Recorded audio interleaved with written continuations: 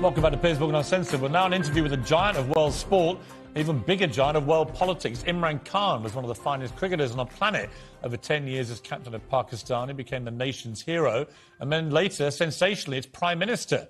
But he was deposed after losing an acrimonious confidence vote in April. So I began by asking for his verdict on the British Prime Minister, who, of course, has just about survived his. I keep telling our people in Pakistan that this would not even have made news here. You know, in time of COVID-19, Prime Minister having a drinks get-together after work would not even have made news here. Because we also, unlike the rest of the world, we also had to cope with COVID-19 and all the restrictions. So, you know, here people can't understand what's going on, but I understand, and in one way, this is one thing which I feel that the reason why British parliamentary system works, whereas apart from non-Anglo-Saxon countries, it doesn't work because of the very high level of moral standards you expect from your leadership. Unfortunately, it doesn't work in other countries where they do not have the level of moral standards that you expect from your parliamentarians. Right. I mean, I think the issue here really is not about partying. It's about the hypocrisy and double standard of a prime minister who himself was fined by the police for breaking his own lockdown rules. And over 80 of his own Downing Street staff were also fined by the police. And it's the brazen double standard of a group of people that were ordering the British public not to even go and see dying relatives dying from COVID in hospital. They couldn't do that. And at the same time, the people making those very draconian rules were brazenly breaking them themselves. I think that's the issue. What stood out in Britain was the high level, I repeat, of moral standards you expect from your leadership. In Pakistan, you know, the vote of no confidence against me, which took place, the whole country knew that the going rate to buy my parliamentarians was $1 million. So, I mean, if you compare the two, that's why, you know, in my opinion, and I keep telling them of my experience in British of Parliament, that unless we raise our level of morality to what you have in Britain, parliamentary democracy will not work.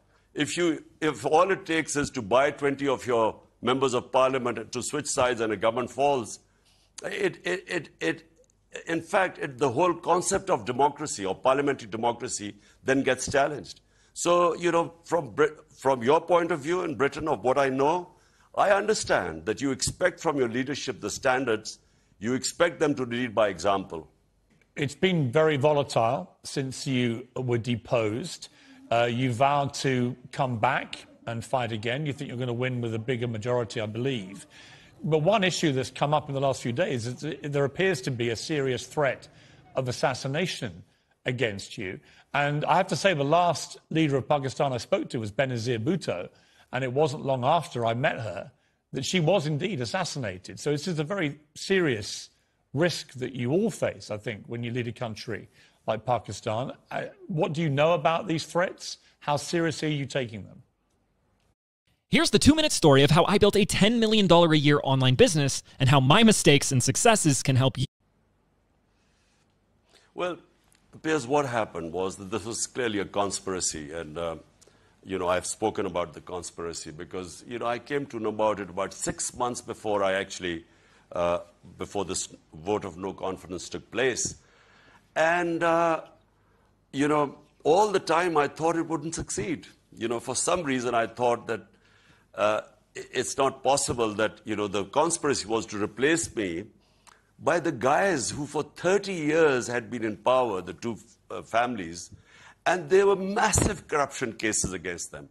60% of the cabinet that has replaced me is on bail of billions of rupees of corruption cases. So my mind just wouldn't accept that. Would it be possible to replace our government, which had finally recovered from all the 2 years of crises and was on the way up? I just didn't think it would be replaced by these criminals. So those who sort of planned this whole thing are a bit worried now because they don't want me back. They didn't take me out to get me back in again. So that's when I found out that they had planned this final solution. But you were known, Imran, on the cricket field, you were known as completely fearless. No opponent ever put fear into you. But when you're a political leader and you're in the situation that you're in now, where there's a genuine threat against you of assassination, do you feel fear? No, you know, Piers, when I entered politics, I actually had conquered my fear of dying. Otherwise, I would not have entered politics, because I came in to stand up against the entire status quo. I came to fight corruption. Today, the entire political spectrum, 16 parties on one side and I'm on the other side. And because this was the status quo, which is 60 years of our last 62 years, half has been ruled by military and half by these two families. So I came to fight these two families. And this is really what I've done. And they have made so much money out of this that they obviously, clearly someone like me is a threat. And that's why this foreign-backed conspiracy involving local players took place. Now, I know that they would try to... My life has had various threats over a period of time. But this time, I found out about this conspiracy, so I went public. The reason, I have no fear of dying, but it was important to let those guys who were planning, to let them know that I know. Right. It was actually, in a way, a form of protection. Well, on says the next Imran Khan on meeting with Vladimir Putin just hours after Russia invaded Ukraine. Does he now regret doing that? I promise you, I had no idea. I do not believe what Putin has done of trying to find a military solution in Ukraine. If I were advising President Putin, I would not have gone there.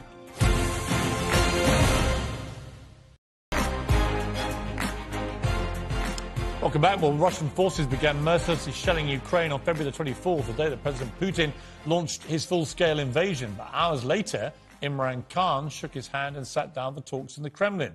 How does he justify that? Does he now regret it? I promise you, I had no idea. I arrived the night before. I was only there for one night. Next morning when I wake up, I discover that this Ukraine adventure had started. Now, it was, we discussed amongst ourselves. We realized that there was very poor timing.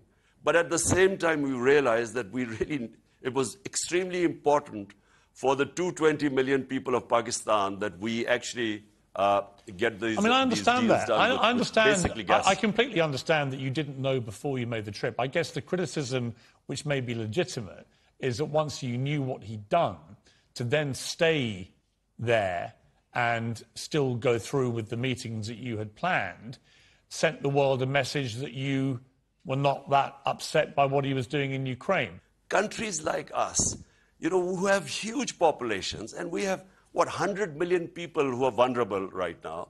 So we should actually make policies, have relationship with everyone, but make policies that benefit our people. Well, I understand just that. But like what India is doing right now. I understand that, Imran. What I would say back to that is we talked earlier about the higher morality standards in the UK when it comes to holding leaders to account.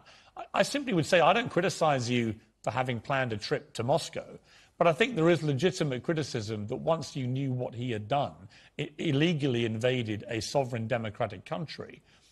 Did your moral instinct not tell you that it would be wrong to stay there, that you should have just got straight out of there? Piers, I am against all military operations. I marched with those 2 million people in London against Iraq war. I constantly was against the Afghanistan war, that there was no military solution. I do not believe what Putin has done of trying to find a military solution in Ukraine.